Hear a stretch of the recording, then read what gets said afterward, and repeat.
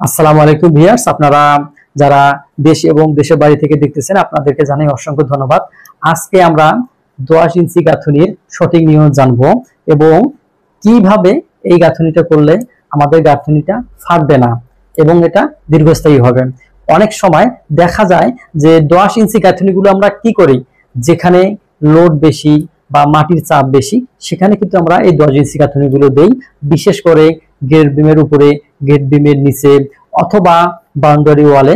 এই জায়গাগুলো কিন্তু আমরা কি করি, 10 ইঞ্চি গাঁথুনি দেই এবং অধিকাংশ সময় দেখা যায় যে 8, 10, 20 বছর এমনকি 30, 40 বছর পরও কিন্তু ভেঙে যায় বা ফেটে যায়, মাটি বের হয়ে যায়। তো যাই হোক, আমরা কিভাবে এই গাঁথুনিটা করলে এই ওয়ালটা ফাটবে না আমরা সেই বিষয়ে কিন্তু আলোচনা করব। এখন অনেকেই বলবেন যে আমরা যদি এই 10 ইঞ্চি গাঁথুনি 1:4 অনুপাতে করি তাহলে আমাদের মজবুত হবে, কিন্তু এই যে 1:4 অনুপাত করলেই কিন্তু মজবুত হবে না, কারণ এগুলো কিছু সিস্টেম আছে। এই সিস্টেম অনুযায়ী কিন্তু আপনাকে কাজটা করতে হবে। তাহলে আপনার যদি যেহেতু আমরা জানি যে আমাদের 1:6 অনুপাতে আমরা 10 ইঞ্চি গাঁথনি গুলো দেবো বা এর থেকে বেশি ইঞ্চি, 15 ইঞ্চি, 20 ইঞ্চি, সেক্ষেত্রে আপনার 1:6 অর্থাৎ 1 ভাগ সিমেন্ট এবং 6 ভাগ বালি এইভাবে দিয়ে কিন্তু কাজ করা যাবে, কাজ করতে হবে। আর যদি আপনারা এইটা দিয়েও কাজ করেন, যদি সঠিক নিয়মে না হয় তাহলে কিন্তু তারপরও কি ওয়ালটা আপনাদের ফেটে যাবে। তো আমরা আজকে এই বিষয় নিয়ে কিন্তু জানবো। আমরা ধরলাম আমাদের 10 ইঞ্চি লাইন কিন্তু দুই ভাবে হয়, অর্থাৎ একবার আড়াআড়ি ভাবে হয়, সোজাসুজি একভাবে হলো এবং আড়াআড়ি একভাবে হলো। আমরা প্রথমে যে কাজটা করব, আমরা ধরি যে এইভাবে কিন্তু আমাদের ইটগুলা আমরা বসাই দেই। আপনারা জানেন এইভাবে কিন্তু আমাদের প্রতিটা ইট আমরা বসাই দেই। আমি ফাঁকা করে দিলাম যাতে করে বুঝতে সুবিধা হয়। এইভাবে কিন্তু আমরা ইটগুলো বসাই দেই, এইভাবে ইটগুলো বসাই দেই। এইভাবে কিন্তু চলতেই থাকে, অর্থাৎ এটা হচ্ছে এইভাবে আপনার থাকে।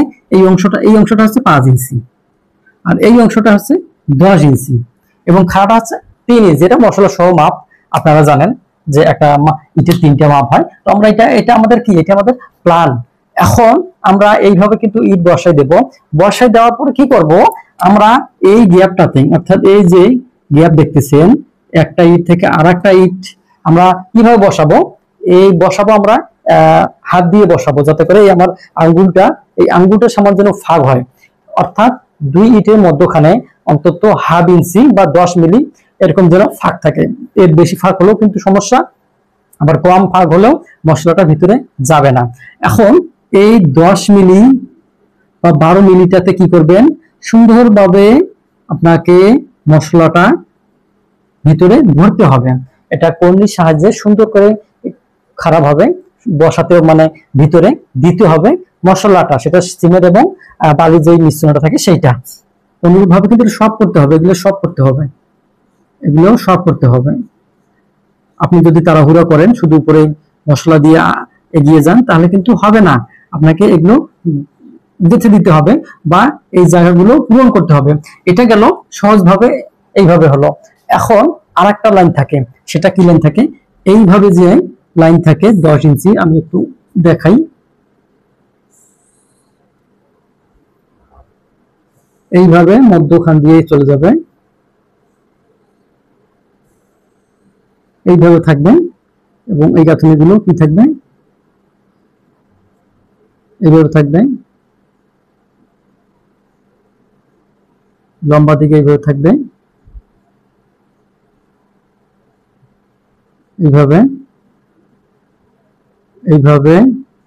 এইভাবে এটা পাশ কিন্তু 10 ইঞ্চি আর এইটা পাশ হচ্ছে 5 ইঞ্চি, এটা পাশ হচ্ছে 5 ইঞ্চি। তো যাই হোক, এইভাবে যখন আপনারা ইটগুলো বসাবেন লম্বালম্বি, তখন কিন্তু দেখা যায় অধিকাংশ লোক এই জায়গাগুলো ফিলিং করে, অর্থাৎ এই লম্বা করে এইটার মতো করে এই জায়গাগুলো ফিলিং করে এবং এই জায়গাটাতে তাদের অনীহা বা মিস্ত্রিরা কিন্তু চাইবেই ফাঁকি দিতে। তো যাই হোক, তখন কিন্তু এই জায়গাটা পূরণ করে দেয় না, আর এই জায়গাটা পূরণ করে না দিলে আপনার এই ওয়ালটা শক্তি হবে না এবং এটা সঠিক নিয়মে গাঁথনিও হবে না। তাহলে কি করতে হবে, আপনার এটা পূরণ করতে হবে। অর্থাৎ দুই ইটের মধ্যখানে যে গ্যাপটা থাকবে সেই গ্যাপটা আপনাকে পূরণ করে দিতে হবে, তাহলে আপনার সঠিকভাবে এই ওয়ালটা গাঁথনি হবে। এবার আসি আরো কিছু বিষয়, তা হচ্ছে যে এই 10 ইঞ্চি গাঁথনির নিচে বেডটা যে থাকবে, মাটির বেড, বালির বেড, তো যার উপরে আপনি গাঁথনিতে শুরু করবেন সেটা যেন কম্প্যাকশন ভালোভাবে হয়।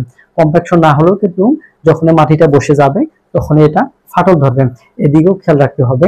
আবার দেখা যায় যে অনেক সময় ধরেন আমার এটা কলাম খাড়া হয়ে গেছে, এখানে আমরা গাঁথনি করতেছি, এখানে আমরা গাঁথনি করতেছি, এইভাবে এইভাবে আমরা গাঁথনি করতেছি।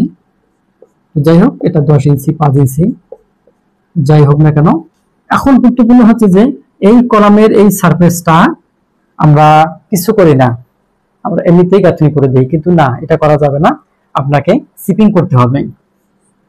এইটা কলাম যদি আমরা লম্ব সেকশনে দেখি বা প্ল্যানে দেখি, তাহলে জায়গা জায়গায় এইভাবে হাতুড়ি দিয়ে চিপিং করে নিতে হবে। যখন চিপিং করবেন তখন কিন্তু এটা কি একটু খাল হবে, ছিদ্র হবে। তো এরপরে কি করবেন, এই সারফেসটাতে ঘোলা দিবেন। ঘোলাটা কি জিনিস? ঘোলাটা আছে গ্রাউট, সেটা সিমেন্ট এবং পানির সংমিশ্রণে একটা পাতলা ঘোলাটে একটা আবরণ তৈরি হয়, সেটা দেওয়ার পরে আপনি গাঁথনি শুরু করবেন।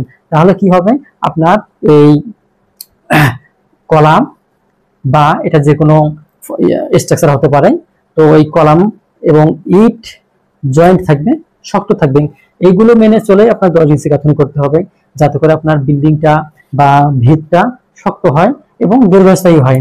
এই বিষয়গুলো মেনে চলতে হবে আপনাদের। আর এর ভিতরে আরেকটা বিষয় হচ্ছে যে আপনি যেহেতু 10 ইঞ্চি 15 ইঞ্চি 20 ইঞ্চি 10 ইঞ্চির উপরে যে গাঁথনিগুলো, সেই গাঁথনিগুলো আপনারা 1:6 অনুপাতে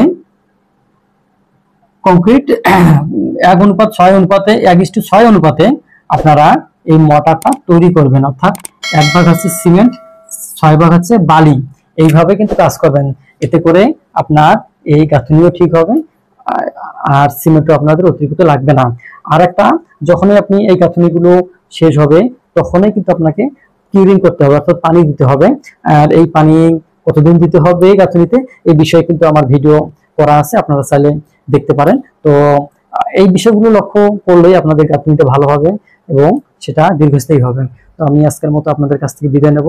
আপনারা ভালো থাকেন, সুস্থ থাকেন, সেই কামনায় বিদায়। আল্লাহ হাফেজ।